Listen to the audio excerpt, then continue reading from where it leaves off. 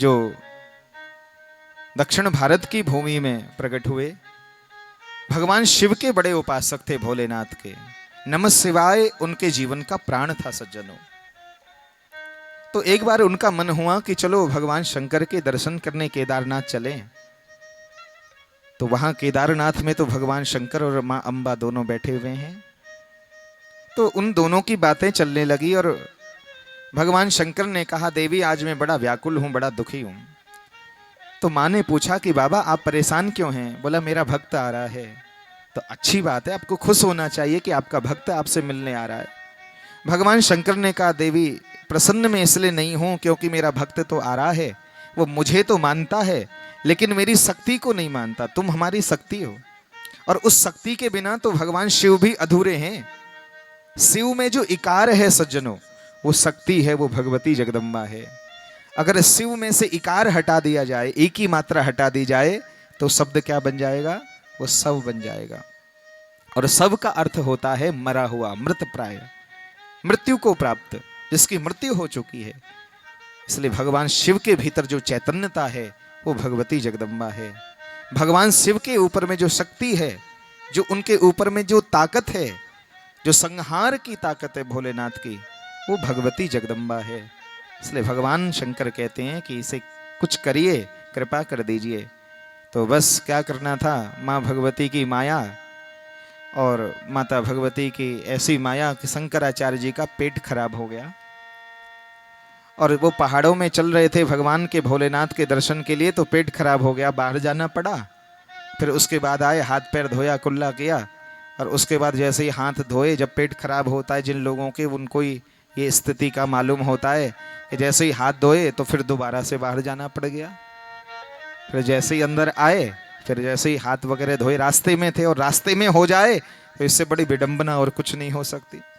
कहीं आप यात्रा में जा रहे हो और पेट में गड़बड़ी हो जाए, इससे बड़ी विडंबना भी और कुछ नहीं है, बड़ी परेशानी है। इसलिए शंकराचार्य जी का फिर पेट खराब हो गया, बड़े दुखी हो गए। और ऐसी स्थिति शंकराचार्य जी की हो गई कि थोड़ी देर में तो इतनी स्थिति खराब हो गई कि उठने के लायक नहीं रहे, कि जा करके हाथ धो लूं, कुल्ला कर लूं, पानी पी लूं, ऐसी स्थिति भी शंकराचार्य जी की नहीं रही। तो तब आदि गुरु शंकराचार्य जी के पास में माँ भगवती जगदम्बा बेटी के रूप में, कन्या के रूप में आके खड़ी हो गई। तो उस समय शंकराचार्य जी मुंह से यह बोल रहे थे कि कोई मुझे जल पिला दो, कोई मुझे जल पिला दो, कोई मुझे जल पिला दो। छोटी सी बालिका कन्या आई और उसने कहा, बाबा खड़े हो जाओ और बस थोड़ा सा आगे बढ़ोगे तो एक जल का कुंड है यहाँ सामने, और जल पी लेना जाके। तो तब शंकराचार्य जी बोले कि बेटी इतनी शक्ति नहीं रही मुझ में, इतनी ताकत नहीं रही मुझ में कि मैं खड़े होके जल पी लूं। तब माँ अंबा ने, उस कन्या ने बोला कि बाबा आप तो शक्ति को मानते ही नहीं हैं, आपने तो कभी शक्ति को स्वीकार ही नहीं किया, तो फिर आप ये कैसे कह रहे हैं कि मेरे अंदर शक्ति नहीं है? तुम तो शिव के उपासक हो, तो तुम तो शक्ति को मानते ही नहीं हो। तो जैसे ही इतना कहा कि आदि गुरु शंकराचार्य जी तो पढ़े लिखे तो थे ही, विद्वान समझदार तो थे, इसलिए समझ गए और कहा कि हो ना हो ये कोई और नहीं है, इस घने जंगल में भगवती जगदम्बा ही दया और करुणा करके मेरे सामने प्रकट हुई है। हाथों से माँ के चरणों को पकड़ लिया और जैसे ही कन्या के चरणों को पकड़ा, उस कन्या में से अष्टभुजा धारण करती हुई भगवती माँ भगवती शेरा वाली प्रकट हो गई, माँ जगदम्बा प्रकट हो गई। बोलिए जगदम्बा मैया की जय हो। और बस शंकराचार्य जी द्रवीभूत हो गए, गदगद हो गए, आंखों से अश्रु बहने लगे। माँ आज मुझे पता लगा कि पिता ज्यादा करुणावान नहीं होता, माँ ज्यादा दयामयी होती है। माँ बहुत करुणा से भीगी भीगी माँ होती है, करुणा से माँ के पास में करुणा होती है। हाँ, बच्चा जब तक बढ़िया होता है, साफ सुथरा होता है, तो पिताजी गोद में ले लेते हैं और जैसे ही बच्चे की नाक आ गई तो पत्नी को थमा दे, लो नाक साफ करो इसकी।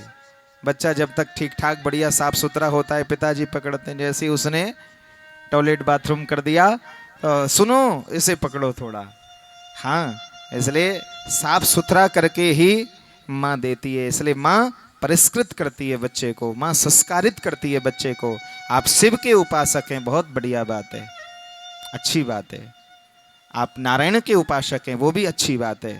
आप ब्रह्मा के उपासक हैं, वो भी अच्छी बात है। आप किसी अन्य देवताओं के उपासक हैं, वो भी अच्छी बात है।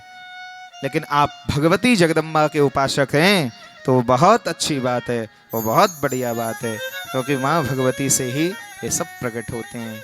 इसलिए जो मूल है वो माँ जगदम्बा है, इसलिए जो वो मूल है वो माँ भगवती है।